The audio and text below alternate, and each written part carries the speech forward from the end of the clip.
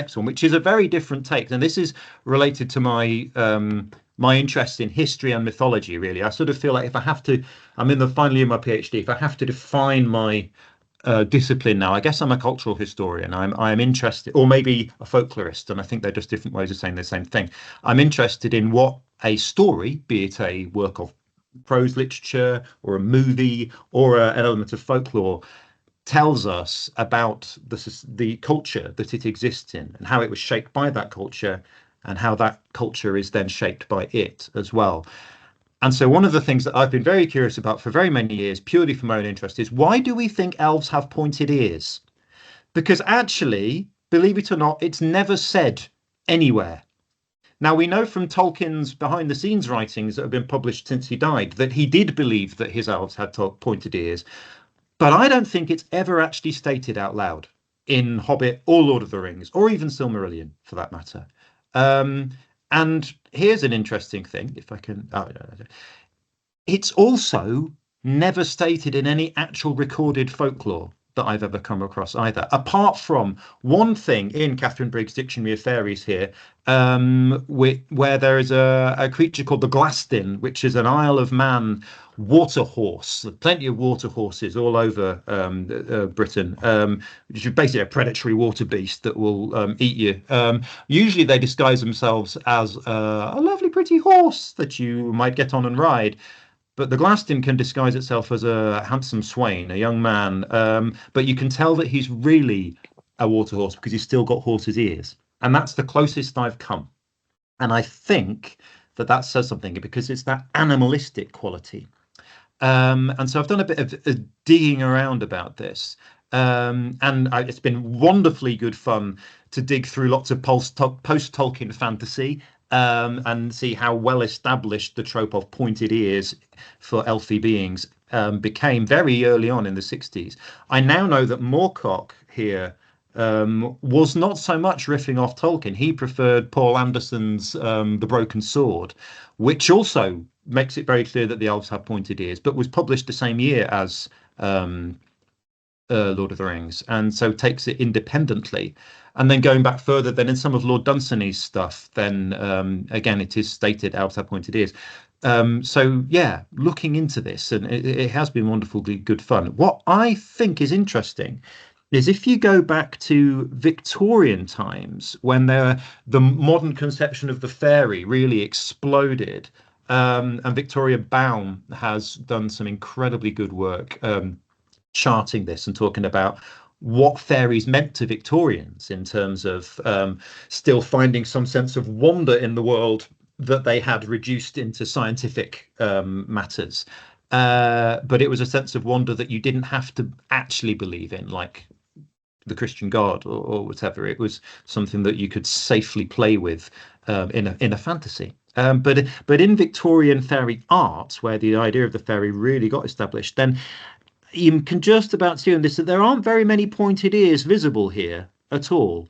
And this is generally often the case. This is basically the case in lots of the Victorian fairy paintings I've looked at. So here we have going back to Shakespeare, as so many of them did. And again, if you look closely, very little in the way of pointed ears. There is this sort of the white shiningness comes in a big way, and I'll come back to it later, and classical profiles and things. The only figure here that I've spotted that has pointed ears is there, very hidden in the background and on the right, and it's this Puck-like figure with the dark skin, the sort of satyr faun kind of vibe going on, and pointed ears.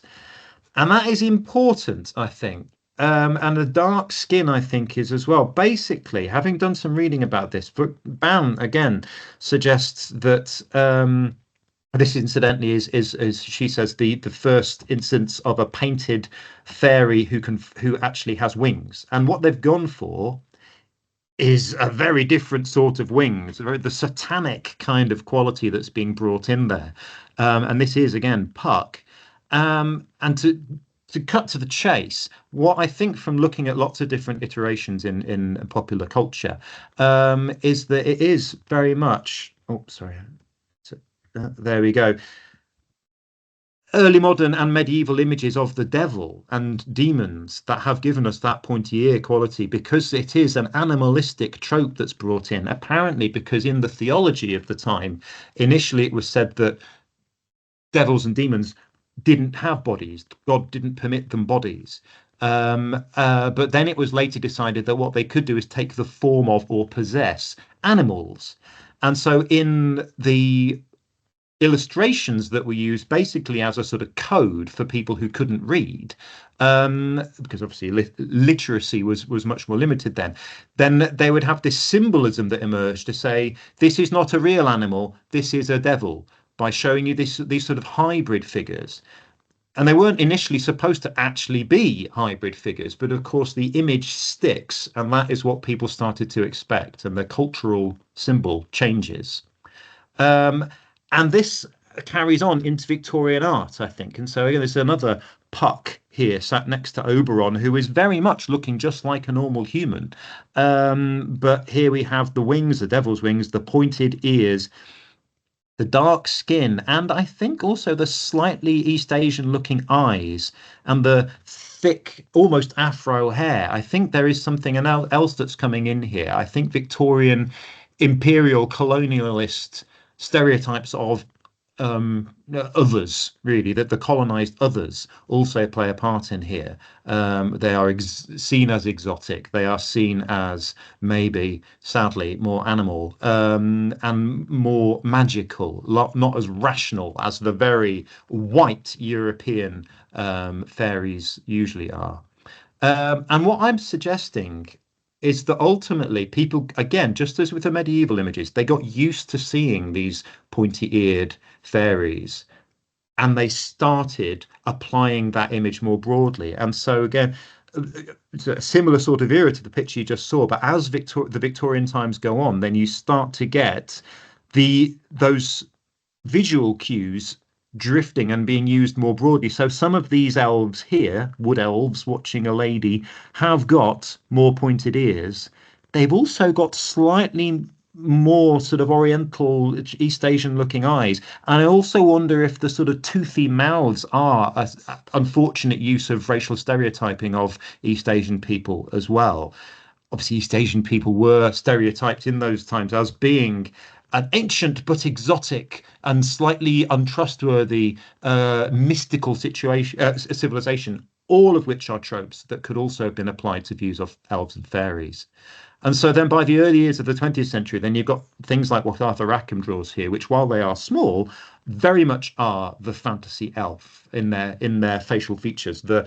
Paul Anderson's Broken Sword says straight off that elves have fine, pointed chins and long, straight noses and slanting eyes. And those tropes appear again and again in descriptions in genre fantasy, including in D&D books, as well as the pointed ears.